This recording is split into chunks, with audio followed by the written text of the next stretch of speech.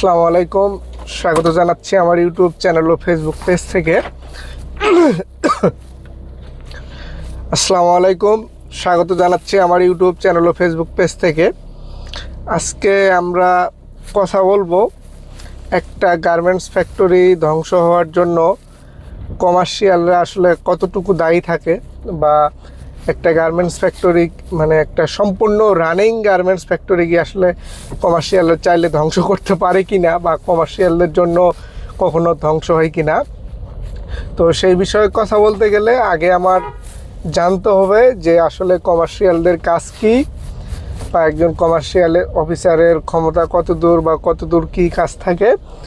আমরা মোটামুটি সবাই জানি যে একজন কমার্শিয়াল অফিসার হচ্ছে আপনার এক্সপোর্ট এবং ইম্পোর্টের যে মানে এক্সপোর্ট পরবর্তী যে কাজগুলো এবং আগের যে কাজগুলো মানে সেই কাজগুলো করে, কিন্তু সেগুলো করতে বলতে ডকুমেন্টেশন বা বাইরের সঙ্গে লিয়াজু কবে মাল নিচ্ছে এসব কিছু, এবং হচ্ছে মাল এক্সপোর্ট করার পরে সেই মালটা কোন জাহাজ দিয়ে যাচ্ছে এবং হচ্ছে যে সেইটার যে প্রপার পেপার ওয়ার্ক সেগুলো কমার্শিয়াল করে থাকে। এটা হচ্ছে বিষয়। এখন এগুলোর বাদেও অনেক কাজ আছে যেগুলো হচ্ছে আপনার কমার্শিয়ালদের করতে হয়। সেগুলো কোম্পানির হচ্ছে ইন্টারনাল বিষয়, যেমন আপনার বন্ডেড অডিট আছে, পাশাপাশি ভ্যাট ট্যাক্সের কিছু বিষয় থাকে। যদিও সেটা ভ্যাট ট্যাক্সের বিষয়গুলো অ্যাকাউন্টস দেখলেও কোম্পানি ভেদে আপনার হচ্ছে যে অনেক সময় কমার্শিয়ালরাও দেখে। তো যেই টপিকের উপর আজকের ভিডিও, যে কমার্শিয়াল অফিসাররা বা কমার্শিয়ালে যারা কাজ করে তারা চাইলে কি একটা কোম্পানিকে ধ্বংস করতে পারে কি না? হ্যাঁ, পারে। এবং আমি বলি, আপনার অনেক কোম্পানিতেই হইলো কিছু ব্যাকডেটেড লোকজন থাকে, একটু বয়স্ক টাইপের ব্যাকডেটেড, যারা আসলে আপনার এখনও সেই মান্দাতার আমলের স্টাইলে কাজ করে। ধরেন আপনার খাতা কলম মানে সেই আগের স্টাইলেই কাজ করে। যেহেতু এখন সব কিছু ডিজিটাল কম্পিউটারাইজড হয়ে গেছে, আপনার সব মোটামুটি সব অনলাইন থাকবে, পাশাপাশি আপনি ফাইলিং রাখবেন। কিন্তু কিছু মাদারচোদ মার্কে আপনার হইলো যে মুরব্বি টাইপের থাকে, এবং আছে অনেক কোম্পানিতে আছে, না থাকে না। তাদের কাজ হচ্ছে আপনি অনেক ভালো পারফরমেন্স করতেছেন, অনেক কাজ আপনি খুব স্মুথ করতেছেন, সেটা তাদের পছন্দ হচ্ছে না বা হবে না। তারা যে কাজটা করবে, কিছুক্ষণ পর পর আপনাকে জাস্ট দেখবেন যে আপনার মালিককে খোঁচাচ্ছে, সে কাজ পারে না, সে এইটা করে, সে ওইটা করে। এবং এই ধরনের লোকগুলো মানে আপনার যে কোনো একটা নির্দিষ্ট কাজে আটকে থাকে। ধরেন আপনি কোম্পানি থেকে তাকে একটা কাজ দেওয়া হয়েছে, সে সেই কাজটা নিয়ে আটকে আছে, সেই কাজটা সে এই ভুল হয়েছে আজকে, এইটা চলতেছে, ওইটা মানে এরকম বলে বলে দেখবেন যে এই লোকগুলো টিকে থাকে অনেক দিন একটা কোম্পানিতে। টিকে থাকার ফলে হয় কি, যতদিনই এরা কোম্পানিতে থাকে আলটিমেটলি কোম্পানির অনেক ক্ষতি হয়ে যায় ততদিনে। কারণ হলো যে প্রথমত এরা অনেক ব্যাকডেটে কাজ করতে চায়, এখন আসলে এগুলো চলে না। দ্বিতীয়ত হইলো এদের মন মতো করে লোক সেট আপ করতে চাইবে, এবং এদের উদ্দেশ্য হচ্ছে যে আপনার পুরা ফ্যাক্টরিটাকে কবজায় নেওয়া। মানে যে কোনো ওয়েতে তারা পুরো ফ্যাক্টরিটাকে কবজায় নেবে, সব জায়গায় হচ্ছে যে তাদের লোকজন থাকবে, মানে সে হচ্ছে সর্বা এরকম। কিন্তু আলটিমেট কোনো কারণে সেরকমটা হয়ে ওঠে না। না হওয়াতে যেটা করে, ধরেন সে বন্ডের অডিট করতেছে, সে অডিটের লোকজনের সঙ্গে লিয়াজু করে ফ্যাক্টরিটাকে ধ্বংস করে দেয়, যে আপনি এই ফ্যাক্টরি এখানে সমস্যা, ওখানে সমস্যা, অনেক জায়গায় সমস্যা, সব কিছু তারা মানে বন্ডের লোকজনকে বলে দেয়। বলে দেওয়ার পরে হয় কি, যে আপনার আলটিমেট ফ্যাক্টরিটা ধ্বংস হয়ে যায়। কারণ বন্ড থেকে ধরেন একটা কোম্পানির আপনার প্রফিট আসতেছে না, প্রতি মাসে প্রফিট নাই, শিপমেন্ট হচ্ছে ঠিক আছে, কিন্তু প্রফিট খুব কম। আর এখন যে অবস্থা আপনার বিশ্ববাজারের সঙ্গে বাংলাদেশের যে অবস্থা, এতে এমনিতেই প্রফিট করা খুব কষ্টকর অবস্থা। সেখানে ধরেন বন্ড থেকে অডিটের টাইমে আপনাকে বলে দিল যে 50 লাখ টাকার মতো আপনার দিতে হবে। আপনি কোথা থেকে দিবেন? আপনি তো সেটা দিতে পারবেন না। এখন না দেওয়াতে বন্ডের লোকজন বা বন্ডের ইয়ারও বা বন্ডের যারা লোকজন আছে তারা আপনার উপর বিরক্ত হবে। হওয়ার পরে দেখা যাচ্ছে যে অডিটটা ঠিক মতো হচ্ছে না, অনেক ঝামেলা হয়ে যাচ্ছে, এবং ঠিকমতো খোঁজ খবর নেওয়ার পরে আপনি দেখবেন যে এখানে আপনার যে অডিট আপনার সর্বসাকুল্যে হয়তো বা টুকটাক জরিমানা সব কিছু দিয়ে দেখা যেত 2-3-এর মধ্যে সমাধান হইতো, সেটা গিয়ে ঠিকলো 50-এ। এবং এটা দিন দরবার অনেক কিছু এগুলো নিয়ে চলবে এবং আলটিমেট জাস্ট একজনের ঘাওড়ামি বা কারো মনের ইচ্ছের জন্য এই অবস্থাটা হবে, এরকম অবস্থা হবে।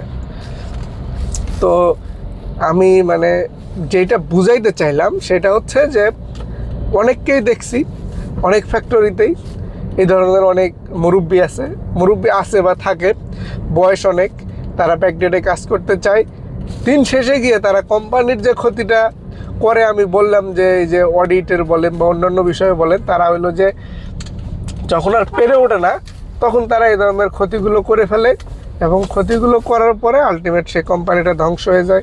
আমার চোখের সামনে আমার এই 9 বছরের কমার্শিয়াল জীবনে, 9 বছরই হয়ে গেছে কমার্শিয়াল লাইনে, আমার এক্সিকিউটিভ দিয়ে শুরু, এখন ইনশাল্লাহ ম্যানেজার পোস্টে আছি। তো সেই হিসাবে 9 বছরের আমার এই ছোট্ট কমার্শিয়াল জীবনে অনেক মুরব্বির সাথে ভালো সম্পর্ক, আমি নিজেও একজনের সঙ্গে দীর্ঘদিন ধরে কাজ করছি।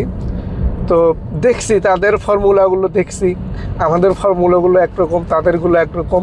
তো সব মিলাইয়া যেটা দেখছি যে আসলে তারা কাজ করতে চায়, করে, কিন্তু যদি তাদের মন মতো না হয়, মানে কোনো কারণে যদি মনে হয় যে এই জায়গায় তাদের লোক নাই বা এই জায়গায় তাদের লোক দেওয়া দরকার, তাহলে তারা সেটার জন্য পাগল হয়ে পড়ে।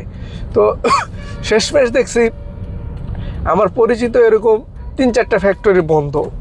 এর মধ্যে রানিং ফ্যাক্টরি একদম ভালো কাজ হচ্ছে, ধুমায়া কাজ হচ্ছে, অডিট পাস করতে পারলো না। 2 বছরের অডিট তারা পাস করতে পারলো না। পাস না করার কারণ এআরওকে এত পরিমাণ আপনার হচ্ছে যে মানে একটা ফ্যাক্টরির গোপন জিনিস বলা হয়েছে যে আসলে সেটা অডিট পাস করার মতো আর কোনো সম্ভাবনা নাই। তো দেন সেই কোম্পানিটা বন্ধ হয়ে গেল, কারণ অডিট পাস না করতে পারলে আপনি কোনো কিছু করতে পারতেছেন না।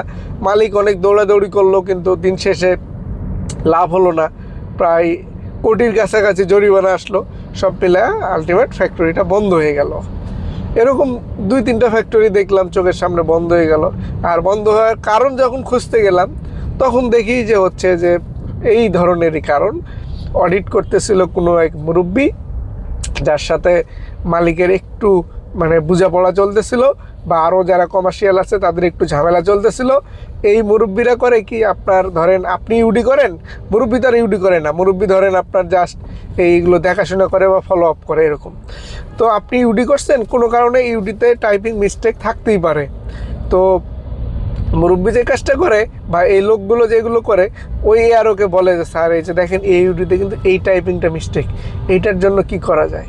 এখন ওই এআরও তো এটা ধরবে, কারণ এত সূক্ষ্ম অনেক ভুল থাকে যেগুলো আসলে তাদের চোখে দেখা সম্ভব না বলতে তারা তো ফাইলগুলো আর এভাবে দেখে না যে আপনার লাইন বাই লাইন পড়বে, তারা জাস্ট একটা ফলো আপ দেয়।